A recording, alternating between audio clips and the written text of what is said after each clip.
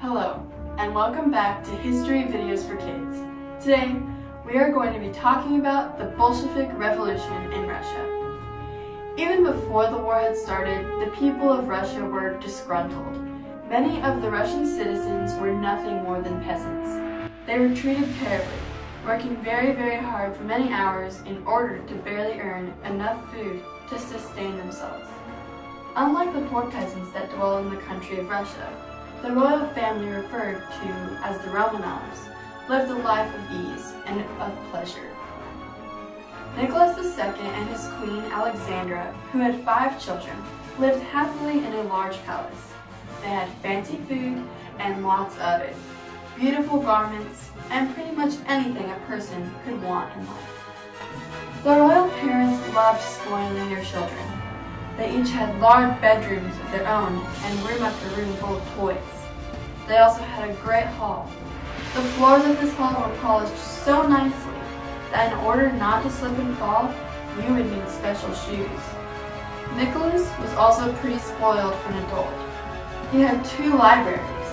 The libraries were very beautiful, and the books in them were no exception. Many of the books had gold or silver on them, and they cost a good deal more than a whole village of peasants could make in a year. This made many Russians very angry. So many people were suffering while the royal family was just living a life full of privilege and pleasure. The Russian people were also angered by the people the royal family hung out with, one of whom was a monk who was called Rasputin. Do you want to know why they spent so much time with this monk? The reason was because their son had a disease. This disease is called hemophilia. And what happens is, when you cut yourself, your blood doesn't clot like it does for most people. As a result, you would just keep bleeding and bleeding until you died. Well, Rasputin declared that he possessed magical powers. He said he could heal the boy. That is the reason they spent an ample amount of time with this monk. Unfortunately, many members of the royal family were conflicted with the disease. Rasputin was a strange monk who drank often and on many occasions too much, lived for money, and partied hard at the most wild of gatherings. The Russian people were scared of him. The royal family did not tell their citizens that their son had a horrible disease. And that is why many of the citizens did not understand why they had opened their home to this weird and creepy magician like monk. 3 noblemen were also not big fans of Rasputin, and they planned to kill him. They invited him to dinner and offered him a poisoned food and drink. To their disbelief, he survived with no effects.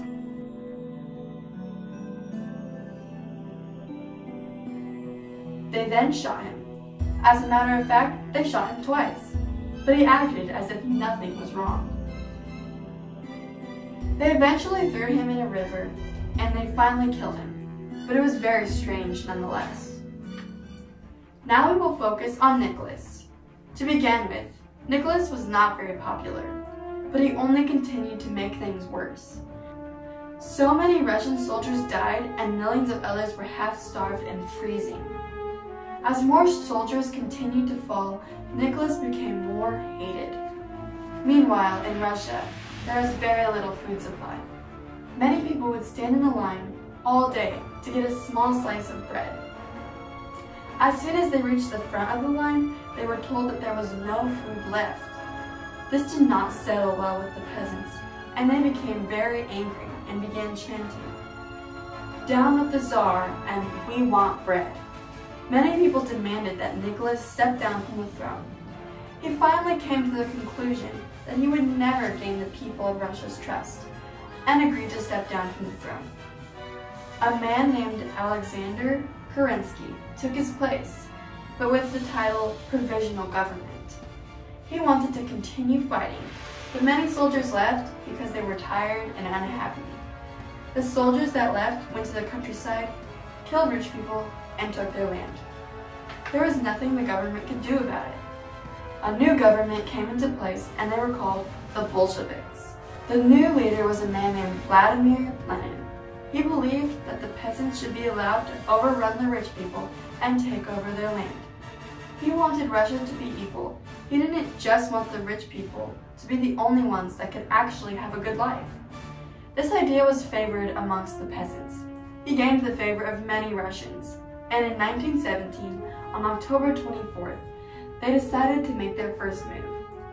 Thousands of peasants, soldiers, and others rushed into St. Petersburg.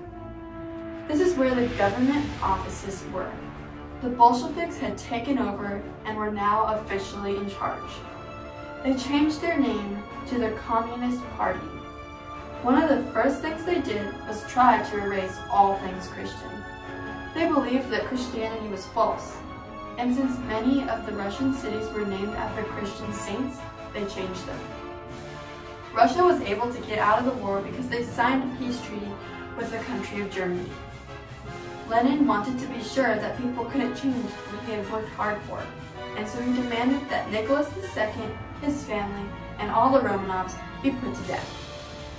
After they were all killed, they buried them in a dark forest. Lenin had been thinking about how he would make it fair for the poor and the rich, and so instead of giving either of them the land, he decided that it all belonged to the government now. This horrible worldview was just the beginning of communism. Well, that wraps up our history lesson. See you next time.